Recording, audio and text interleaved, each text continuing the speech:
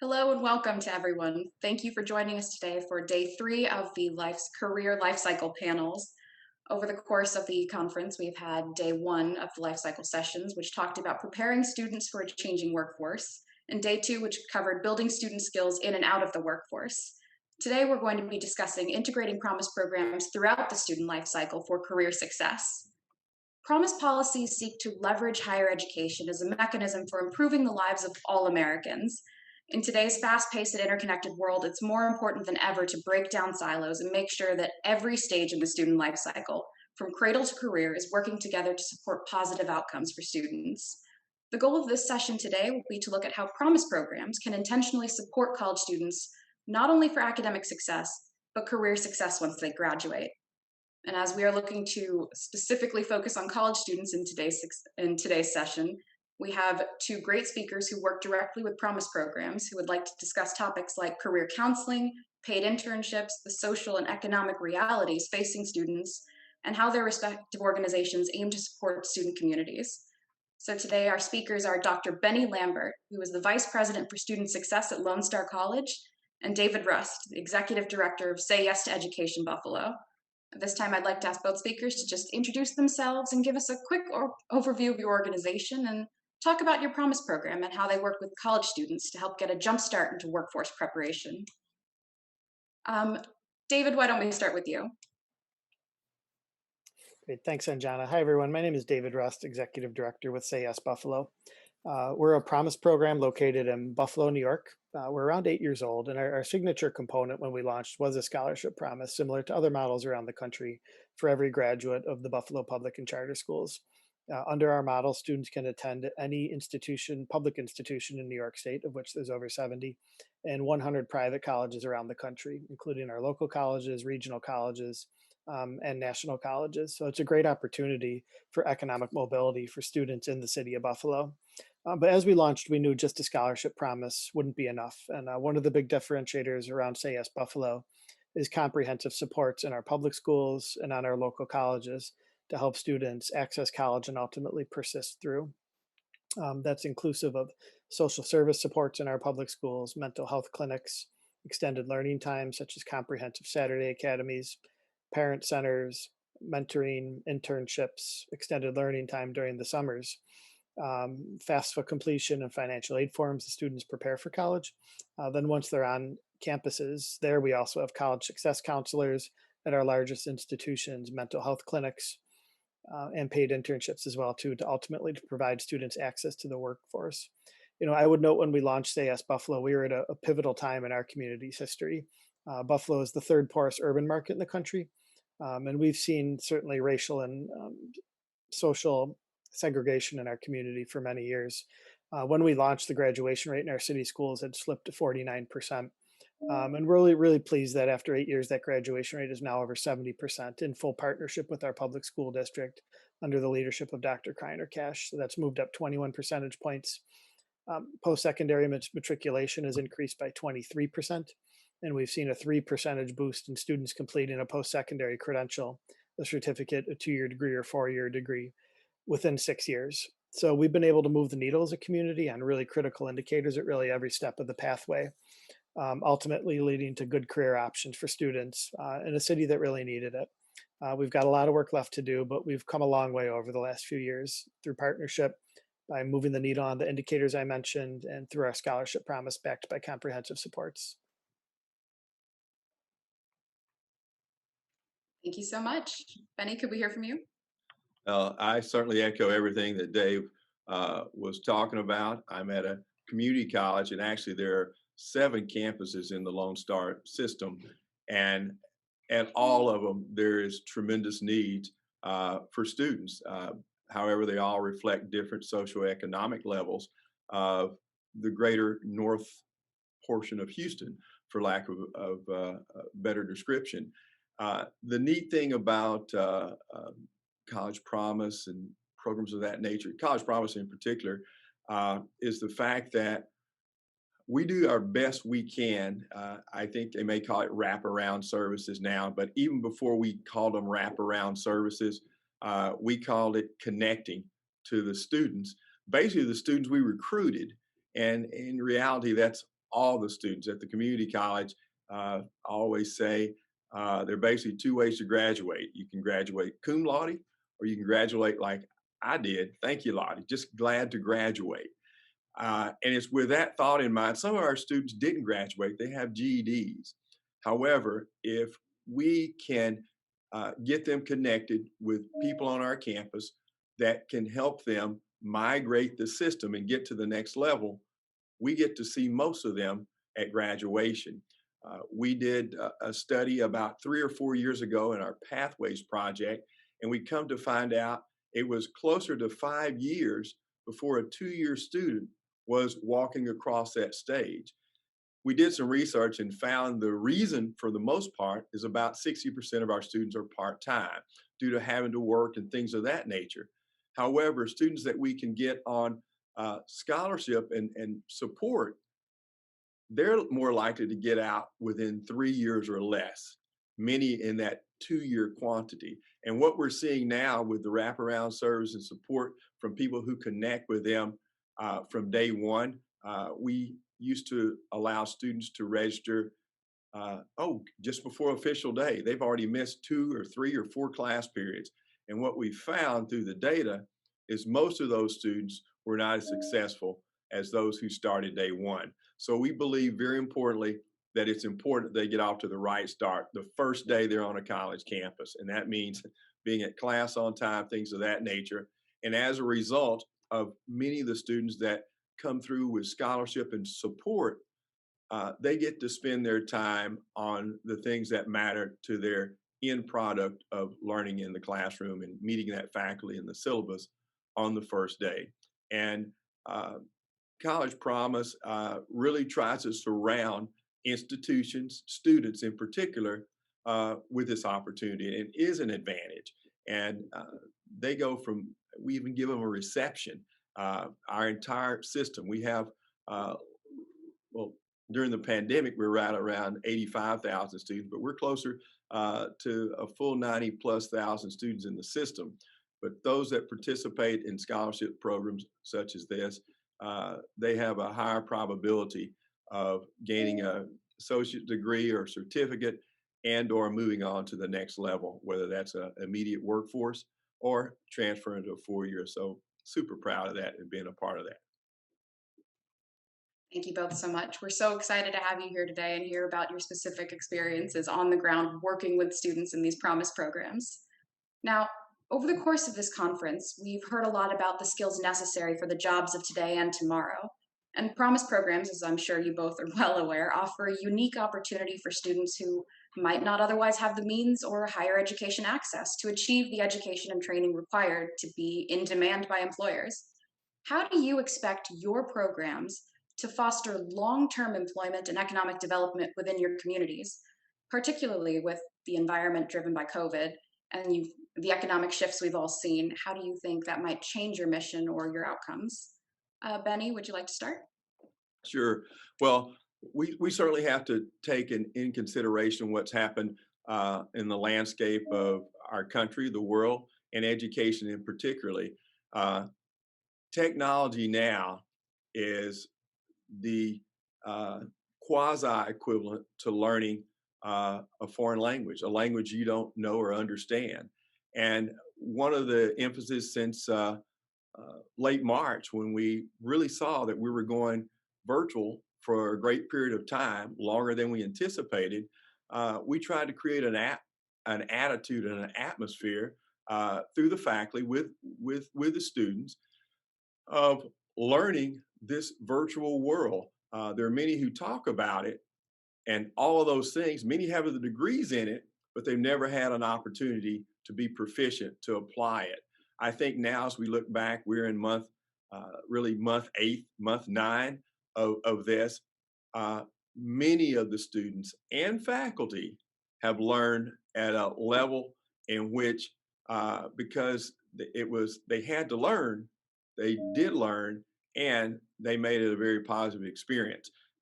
So we have to respect the opportunity we have in education to help one another to learn things that are relevant. And what better opportunity do we have during this time period to put relevancy into work, both for our faculty, our staff, our teams in higher ed, and more importantly, being sensitive to the needs of the student, which we were challenged with that temporarily. We learned that some of our students didn't have internet, some didn't have a laptop computer, but in partnership, and I know we're going to talk about that later, we were able to get the students the resources they needed so that they could be successful in this thing called higher education and or training or college. Thank you. David? Thanks, Benny. I echo a lot of the sentiments you put forward. Just stepping back even pre-COVID, I think in a city like Buffalo, every student has potential. They just haven't been given the same opportunity. And that's really the importance of our scholarship promise and removing that huge financial barrier of college or post-secondary for so many students. I also think coming out of COVID, things like a scholarship promise that were provided in Say Yes are going to be more important than ever. Quick access to certificates, 2-year degrees, 4-year degrees that are aligned with the needs of our workforce are critical. I live in a Rust Belt city. I think cities like ours take longer to rebound. Sometimes our economies can be exposed a bit. We do rely on a gig economy, and you see we're still trailing comparable cities in terms of jobs that have returned since COVID hit. So we need to do better, and we need to prepare our students to step up and work. Pre-COVID, this region was calling for 165,000 open jobs in the next decade, with 2/3 requiring a post-secondary credential. I love Buffalo, but we don't have 165,000 people ready to move here, right? So our biggest opportunity is internally. And that's what our scholarship promise has put forward. And again, I do believe it's more important than ever. At the same point in time, we've launched a few years ago to support our students, a mentoring program, paid internships that complements the good work happening in career centers to provide our students access to the workforce. In a partnership we have with the Bill and Melinda Gates Foundation, we've added college success counselors on our campuses, mental health supports. Anything we can do to help our students persist right now is critical. And our college success counselors learned a lot of the same lessons Benny did. This has exposed the digital divide. We recently just completed a technology campaign to provide a laptop and a hotspot to any student who needed one as they return to college this fall, because not everyone just has those things and has access to the resources to go purchase those. A data point that surprises people when I tell them this is we're supporting 2,600 students with scholarships this year, and half of them have combined family income below $25,000. So there's not the ability to just go buy the technology you need to go on campus. And, you can't do your work on a cell phone, which people have learned. So we got a lot of work left to do. We will be here post-COVID. Scholarship programs are going to be more important than ever post-COVID. And I would just close this comment by noting, COVID or not, those supports are just as critical as well, and helping students understand the structural barriers to success and then meeting them where they are so we can help them get through. And I said a final comment, but one thing we do try and lean on in Buffalo is student voice too, developing meaningful relationships with students, talking with them, not about them, because if they don't tell us they have technology needs, we can't support him or her with critical supports, whether it's technology or others. So I'm sure everybody is doing that, and that's not anything new to our partners, but it's certainly important to remember the voice of those we're trying to assist. Absolutely. And I do want to latch on to one thing you talked about there, like those student supports and those wraparound services that both of you have touched on. I know recently Promise programs have been increasingly mindful about the need to go above and beyond providing tuition and fees and really incorporating those wraparound support systems to make sure that you're ensuring college success. But the beautiful thing about both of your programs is you really go even the next step farther and you make sure that you're preparing students for everyday job realities and career success, as well as persistence and success in a college environment. So, can both of you talk about the specific design elements and programmatic choices you've made to support that kind of career success and outcomes for your students? And how you found Promise programs to be uniquely suited to addressing the challenges of preparing students for good careers once they leave the academic environment. David, we'll go ahead and start with you. Sure. So, we're in an interesting phase of our evolution, and I would really break ours into 3 distinct phases. And the first, which was built off the SAYS education model, was embedding wraparound supports in our public school system. So in phase 1, we started with family support specialists providing social service casework. We added mental health clinics. We worked on extended learning time options, including summer camps. and for kids in pre-K through sixth grade, and then layered in legal clinics for students with civil legal needs. As we completed the initial Say Yes suite of activities, we had success here and were able to grow and move beyond that. And that was the point in time when we added a community schools approach, the signature component of which was Saturday programming. Last year, pre-COVID, we had 60,000 people come into our Buffalo Public Schools on Saturdays for enrichment programming, structured recreation time, talent discovery and exploration, just really interesting activities to bring kids and families into buildings with hot meals and more. So we added parent centers at that point in time, mentoring and internships. And the final component was uh, not completed in phase one, but that was an after school program in all our buildings. Then in phase three, we moved to where we are now, which is embedding those same supports onto our college campuses. And that was a big lesson learned, that our students that had food needs or transportation needs or mental health supports or linkages for math and English, that didn't end in 12th grade. We needed to embed those supports on our college campuses as well. And we were able to work with our 5 largest feeder campuses here in Buffalo, which comprises 70% of our scholars. Those are the University at Buffalo, Buffalo State College, Erie Community College, Medaille College, and Villa Maria, to put those same supports on the college campuses as a persistence tool. And we've seen persistence gains at those campuses from those supports. So we try and always learn, grow, evolve. The next phase we're moving into is a deeper role in workforce for our students here in Western New York. So again, we're trying to innovate, meet the needs of our community and our students. And we've got a pretty good story over how we've embedded those supports at scale over 8 years now.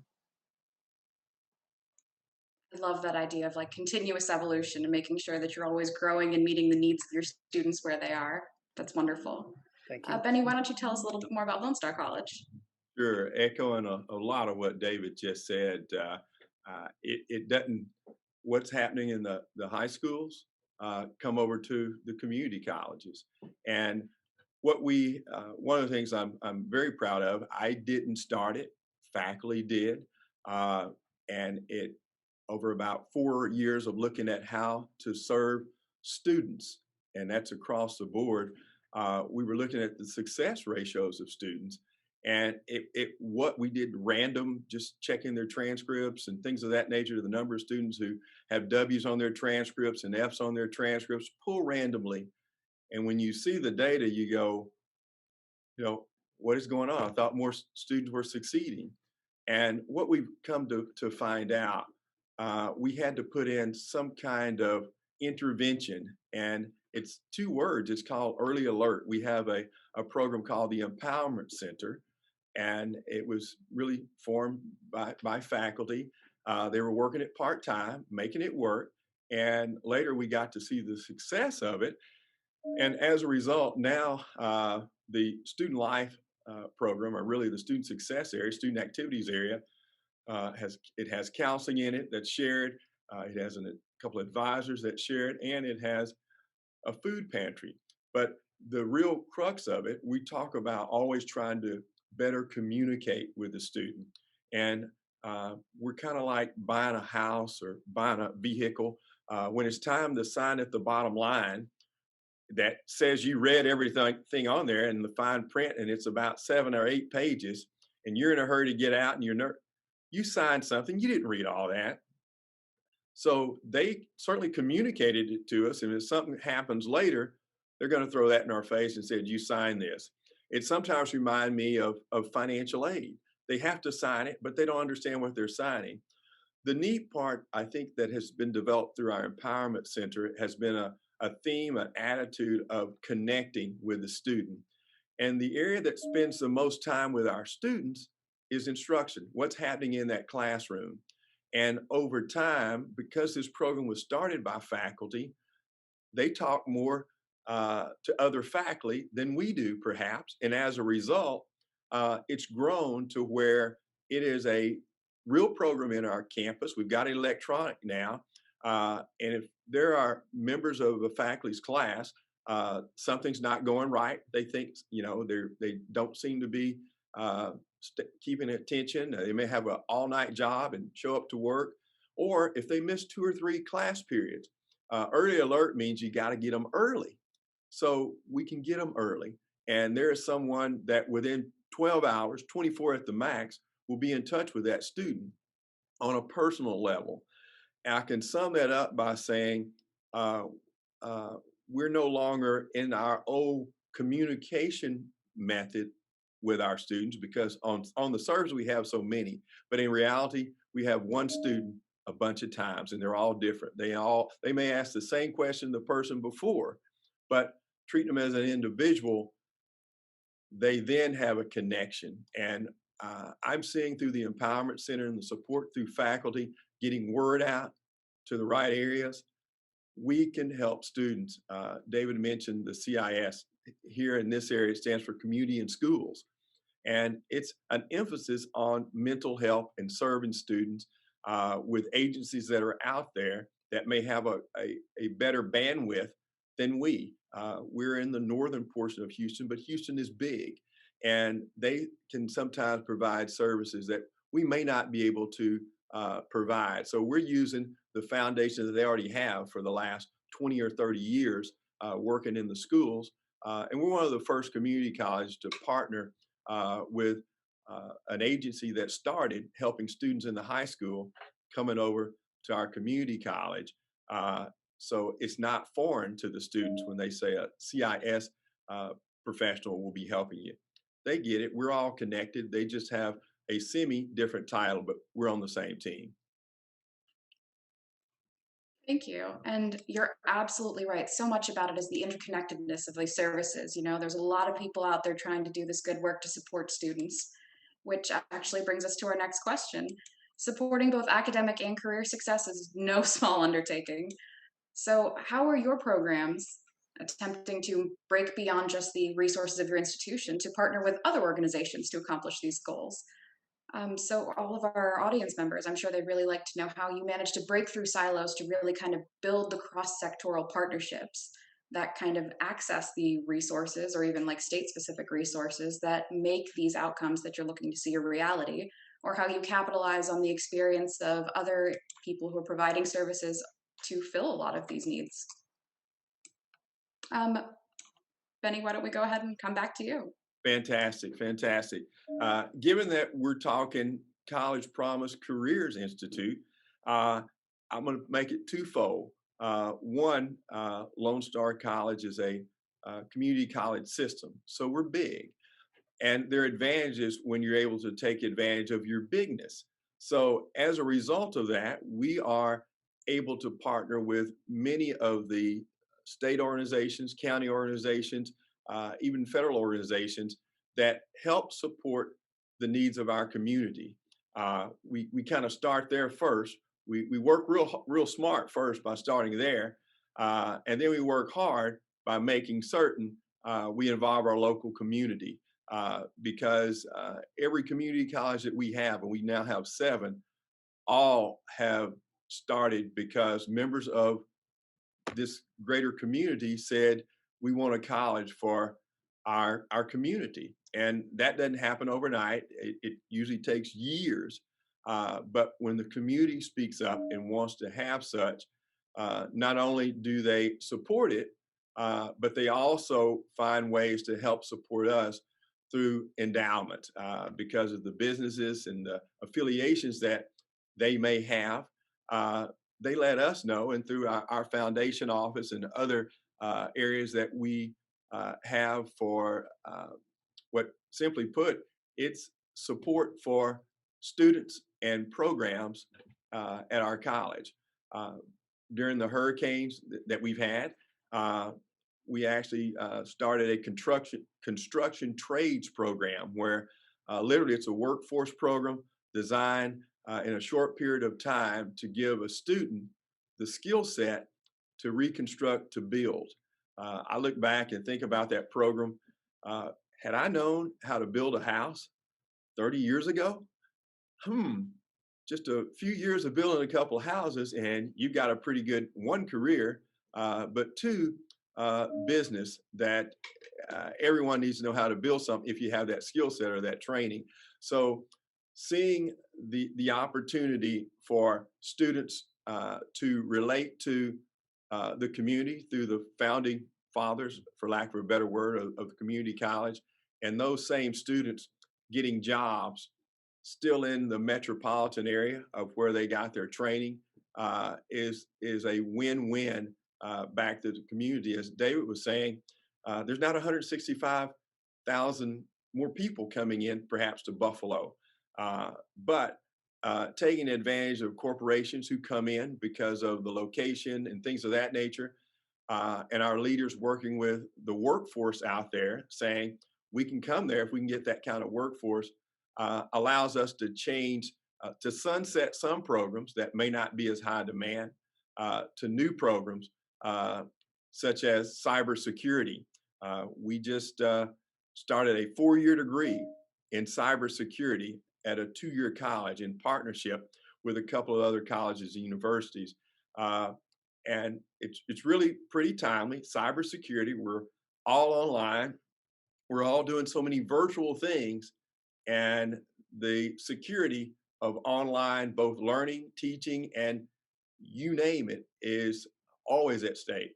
And as a result, to have that program at the level in which we were able to change has really added value to the community, and more importantly, to students who are quote unquote looking for a major. And many of them started out playing video games, which I wasn't introduced to the pinball machine was over.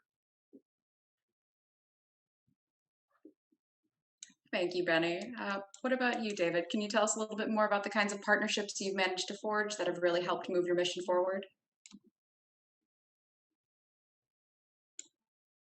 Sure. So if I look at Buffalo, we are trying to tackle certainly children and their educational opportunities, economic development for our region, and anti-poverty. And I don't think anyone can tackle any one of those alone. It takes a full partnership to redefine education. This is more than just school, and it's a broad concept where our schools and our partners are embracing services that schools don't traditionally provide or have had to provide at the K-12 level and in post-secondary. Um, and on the other side, we are raising money for an endowment, as Benny noted too. And you have to demonstrate return when you're asking for, money to fund a scholarship promise. There has to be an ROI. And I think, as I noted earlier, we've provided that in our community.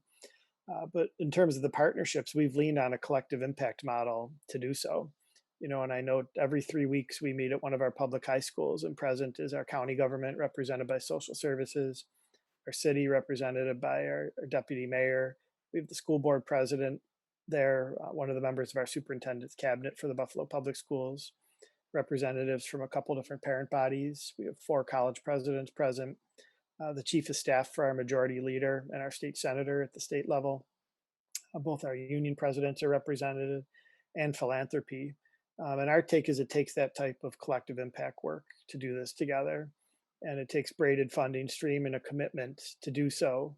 And I give full credit to our partners at the table, and I'd particularly note the work that our city government, the city of Buffalo, under the leadership of Mayor Byron Brown, our superintendents under Dr. Kreiner Cash, and our county executive under the leadership of Mark Polenkars have put in, because everything we're talking is, beyond their purview, right? They're choosing to do this work. They don't have to do this work. And all our other partners have been absolutely terrific as well.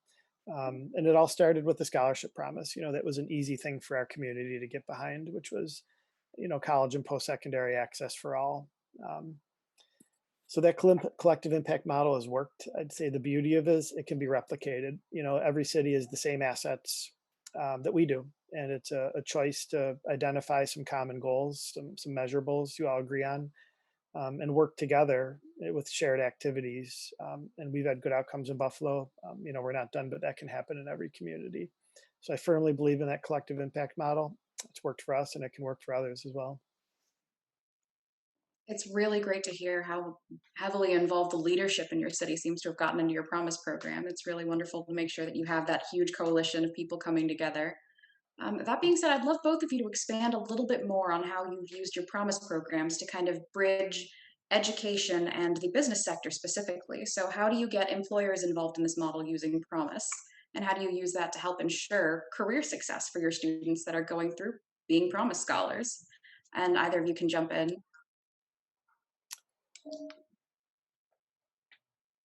I'll jump in. One of the things in the community college world, so often we spend a great bit of time uh, trying to help students get jobs, things of that nature.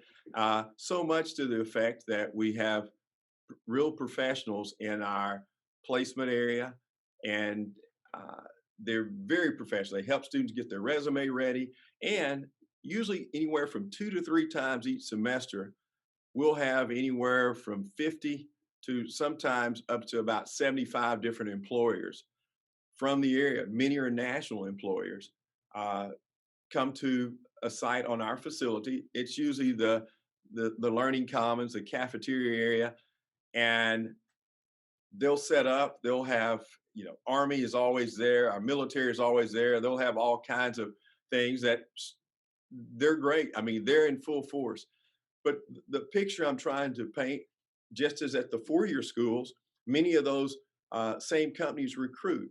We're in the 2-year world, and what we've found over the years is that we don't get enough of our students to the tables of these prospective employers who are wanting to hire and work with our students, nor are their students working on their degrees, but there's a chance they can get connected to a company or organization where it can be a super win-win while they're in college and then afterwards. So in organizations such as our College Promise and our other organization where we are mentoring those students, we get them a nudge. We give them an email.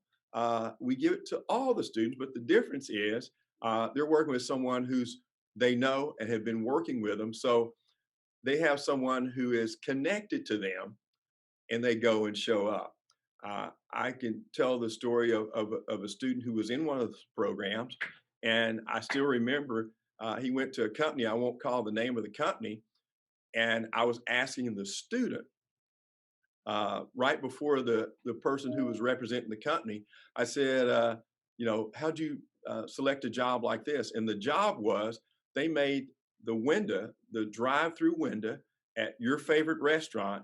The company, they made all those windows. So you can imagine it's a huge company. It's probably in your city too. And this person said, well, I majored in criminal justice and I'm doing this and I'm the district manager.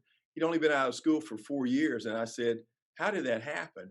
He said, well, he was at XYZ 4-year university and the faculty member walked in and said, we're going to talk about their subject matter. Or if you like, you can go to the career fair that's in building XYZ. You have to stop by at least 5 companies and write a paper on each 5 of them and bring it back. The person did it, wrote a paper, and one of the 5 was the company that he ended up working for. Just a great story. So the key is we have to get our students, and especially when they're among our brightest, we've got to get them out to where people are looking for the students from our colleges and universities and schools to talk to so that they can hire. What better setting than waiting till you graduate and then go looking for a job? So we're doing it a little different now. Instead of assuming they're going to read a banner or a flyer, we've come to find out students, they don't read what we put out. We better learn how to Snapchat. We better learn how to social media and let other students talk to our students. And the next thing we know, we have a nice, sizable crowd for the participants of the Career Institute Fair to say, let us know when you're having another. And we usually say, you don't have to come when there's a group. You can come and set up like a college recruiter does. And up to about a year ago, we were having some great traction with that. But of course, things have changed a little right now. But there are things that we have to do, no matter what our size is, to make certain we stay connected to the students so they're connected to the community and ultimately with their success and no burden of a debt left, they can certainly find things beyond the college setting that relate to what they've done in college. I love the work you're doing, Benny, and the social access and capital that you're helping young people with. As I mentioned before, they're all talented. Just we have a responsibility to open doors and not at the end of career throughout. Um, I'd say there's three ways, distinct ways that we ask private sector to support our work in Buffalo. One is scholarships in our endowment. So we're in the midst of a $100 million endowment campaign so that our scholarship promise exists in perpetuity for every graduate of the public and charter schools here. It's a lofty aspirational goal, but one that's really important to the long-term economic and social health of our community. Then second is mentoring and internships. So, the number one phone call we received, I might have mentioned this earlier from our students, is can you help us with access to the paid professional workforce? Many of those businesses fund our endowment, and they've graciously opened internship and mentoring opportunities, one-to-one mentoring opportunities to our students. We view mentoring as a persistence tool. Our students with a mentor, we start at senior year of high school, 95% of them enroll into a college program as opposed to 67% of the district as a whole. 80% make it to their second year as opposed to about 70% of our students. So there's some proven data behind that. And it's, having a meal, what the bursts are, helping with time management, just good conversations with someone that looks like you and has been through the experience before. The look like you part is important. We really value diversity at Say Yes Buffalo. Our team is 68% individuals of color. That's representative of our city, and that's been important for us, that our students see role models that look like them, helping them along the way. So those are the three asks of private sector again. And I'll close, I mentioned earlier, the paid internships are critical, as ultimately those are going to lead to a really strong resume and job opportunities at that company and elsewhere. We've got examples of students that have participated in our internship program, their sophomore, junior, senior year of college, and they may have, for example, an internship with a local large insurance company, one of our foundations, an elected official. That's a really strong resume when you're going to the market as you graduate, as compared to somebody that hadn't had those internship opportunities. So those are the three distinct ways we ask. And, I'm really grateful that we have so many generous businesses and partners in our community that are supporting us across all three of those avenues.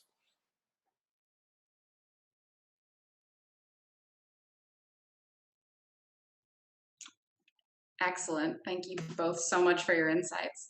So I'd like to ask you now, just for some, as we close out the session, some final kind of reflections on where you really see the future of work and how you expect to see the relationships build out between post-secondary institutions, students, employers, and promise programs. So what does the future of that continuous pipeline look like? Bennie, do we want to go back to you to start? Sure. Especially in a time where I think David said it, we have still so many disadvantaged people. And as a result of that, programs that provide a scholarship, the scholarship doesn't always have to be in perpetuity or for it